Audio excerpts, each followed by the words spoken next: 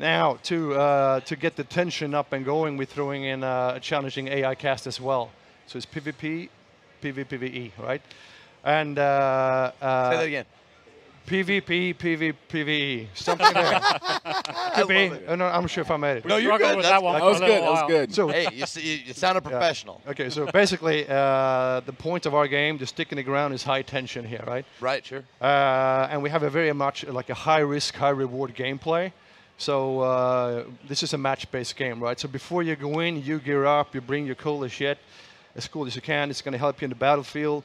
On the other hand, if you die, you lose all that stuff and your life as well. This is permadeath game, right? Permadeath, okay. Yeah, okay. so basically we want to borrow a lot of stuff from survival games where those really, really intense PvP moments happens, where you don't know if you should attack or not. Like, should I go there? Should I not go there? What should I do? And your life depends on it, right? You're gambling with your life. We need to get across the idea that there's a fear of loss going on with this as well. If you don't feel lost, if you don't have something to lose, Right. you know, that risk just disappears. Well, Right. that's what I'm saying. When you say you gear up, how do you gear up? This is in the beginning of the game. In the beginning of the match, you see a tactical map. You see what monsters you're going to do, and then you're gearing up accordingly what you think is going to be worth it, right?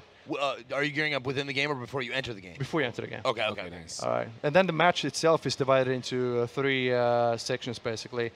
This is the tracking your target thing. So you have a detective mode, which can see dark energy. Okay. Right, so that helps you, because I don't want to see any hard elements. The game should speak to us, right? Right. By itself. Nice. Now, here's the typical encounter for AI encounters here, right? They are really there to challenge you to use your gear differently. Okay, so obviously here right now, I'm going to use a flare. I want to see a little bit more what's going on. It reveals more stuff. On the other hand, all the other teams out there might see that flare, right? Right, right. Yeah. Good. So, and now we ended up in a bit of a combat situation. This encounter didn't go so well for us, actually, when we played it. You'll see here it's like a bunch of bad players playing badly, right? So we go in there, we tried to do a cool thing, and it turned it around on us, and we had to retreat. Better run than fight poorly, man. Yeah. Yeah, well, permadeath, I mean, that gives you something to lose. Yeah. For sure. And so the whole point with this game with the AI is we want to create the unknown here and always makes you guess what's around the corner here, right? Like, is it a player? Is it an AI? What could it be? Okay, I'm missing it. So this is the detector mode. I'm spotting like dark energy in the world. It helps me to guide around. If I get there, I can connect, kind of like I have some superpowers to connect with the boss, and that's going to narrow down his location, right? Is that what creates the dark energy that you see? Is the Yeah, there's like a detector mode. I have a bit of hell inside of me. I have a skill, right? So when I use this one, I can see a little bit of the underworld, right? Oh. Good. So this here, right there, right? I can see that there's something going on in that house, but I don't know necessarily Sure. what. Okay. Okay. Yeah. So there's some danger in there. There's something there. There's a clue we want to get to. Okay. Okay. If we interact with it, we make a temporarily connection with the boss, and in this time we can see through his eyes, right, and try to narrow down his location. Yeah. And at the same time, obviously, we've got, there's a bunch of other players all trying to do the same thing. Yeah. These are like these are like magnets for other players. Other players are searching for the same thing. Oh yeah. Good. So if you don't play carefully and watch out here and do some teamwork, you might be in shit. Oh, so this is like the goal. Yeah. So this is the first clue to the boss, right? Okay. So as you see now, I'm gonna make a connection To the pit of hell. Yeah, I do. And obviously, I'm seeing through the target's eyes, right? We've actually had situations where players have done this, and we've seen other teams fighting. about to get. Oh, dude, I just figured out what that was. Yeah, oh my God! It's an arachnid. Yeah. You might see him a little bit more later. And this is also like, so we're jumping a bit here, right? So we took the third clue here. Okay. And in classic survival game scenario, right? You have already spent some ammo. You want to go maybe to a supply point, right? Yeah. But as always, they're in the shitty spot. So it's again high risk, high reward gameplay. Should I go there or not? Because people might snipe me as I go there, right? Right. So you're not just searching for the beast, the monsters, and stuff like you're that. gearing up to your advantage, right? Yeah, but you're defending against other players. Yeah, for sure. Yeah. Okay. So in this case, I send in my body first, right? So Go get a meat shield. It's always the Brit goes in first. Is this you guys actually playing? Yeah, for sure. Yeah. Oh, awesome. Yeah, That's really So, So he could legit send you in, then he dies permadeath. You live and you keep all your stuff. we have a reviving mechanic, right? So we really want to keep you playing together here. Gotcha. So, okay. but if you revive, they lose a health chunk.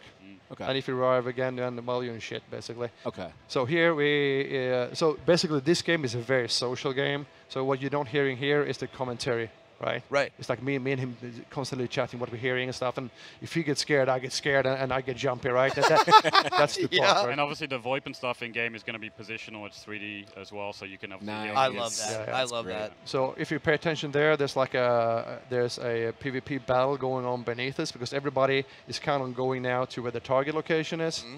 We have nothing really to gain from going there, right? Like we can shoot them, but they don't have the bounty yet. Right. So we're gonna go in first. Yeah, what you're actually going to see for the next two kind of shots here is two of our special AI. The first one we're going to see just coming up here will be the Hive. These, by the way, are dogs. If you go close to them, they're going to start barking. Other players are going to hear you. They're going to attract AI Other to players, you. like the map should speak to you, right? Right. The map, and I can play chess kind of. Where are the other guys? Where should I go?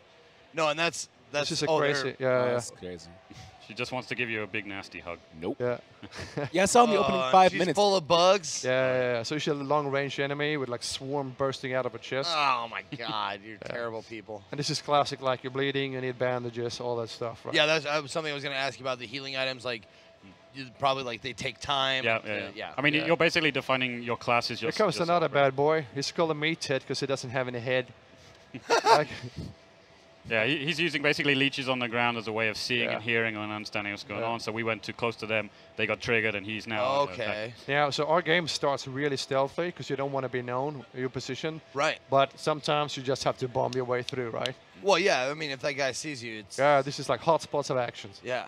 The lighting's outstanding in this game. It's all about the mystery and the darkness and the unknown. Yeah. And obviously, now, sorry. So here we are. This is the boss fight. Okay. It's a human mixed with a spider. He climbs on walls and roofs. You need to be sure to be fast here because there could be another team coming in fighting him at the same time, right? Oh, that's not good. Yeah. So our game is very dynamic. It's like if you and me were playing it, right, and we hear these guys playing it, we might as well just wait for them to do it, and then we go in for the kill in the end, right? That's what I'm saying. Like you let them take the brunt. Yeah. It's a perfectly legitimate strategy for players to go in and try to hunt another team. At this point, I'm being jumped. He just jump attacks and everything, right? And you see him one time, then he's gone the other. Yeah. That is a super quick spider. Yeah. So at this point now, we have killed him. In order to get the bounty, we need to banish him to hell. Now I understand, kind of like I'm getting more and more like you guys are bounty hunters. You want to banish these guys, and you get paid. Exactly that. And when we do, there's a burning spot on the map opens up. Like every player in the whole map now sees where this is. This is why it's called Hunt Showdown. Bam, right? Everybody gonna go there. Everybody gonna duke it out.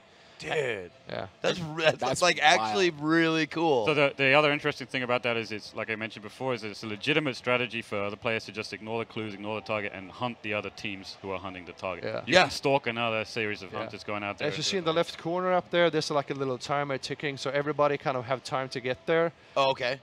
Here I'm being badly slapped. Right? So here's where we have like the revive mechanic, right? Like I died. He can revive me, but I lose a health chunk, right? Right, okay. So basically, for us, since we got there first, this is a defensive mission at this point, right? Yeah. And all the threats we had coming in are now perfect for us because we will hear dogs barking if the players come in too close to them. So we can all, again, like listening to the environment and use it to your advantage, right? That's actually something I wanted to touch on as far as the sound design goes. Like, I love it when you actually have to use your ears as a part of the game. Yeah, exactly. So we call like reckless players or dead players, man. Yeah. Now this is towards the end. So we have the bounty. We try to shoot ourselves out of this compound. No, that's what I'm saying. Like when you get the bounty, if they kill you, do they get it? They get it. Yeah. Oh, okay. And again, you have that dark vision, so I can locate that bounty, right? What you're about to see here, by the way, in just 1 second, he's going to throw what we call the concertina bomb. So this is basically an area denial. It's like a barbed wire bomb. That you have, right? It kind of denies you from going across the bridge, and it can fill up rooms and other stuff like that. And then our goal is to get to the exit point, and then you're going to get cash, unlocks, and everything like this. Yeah. Now, if somebody's scared of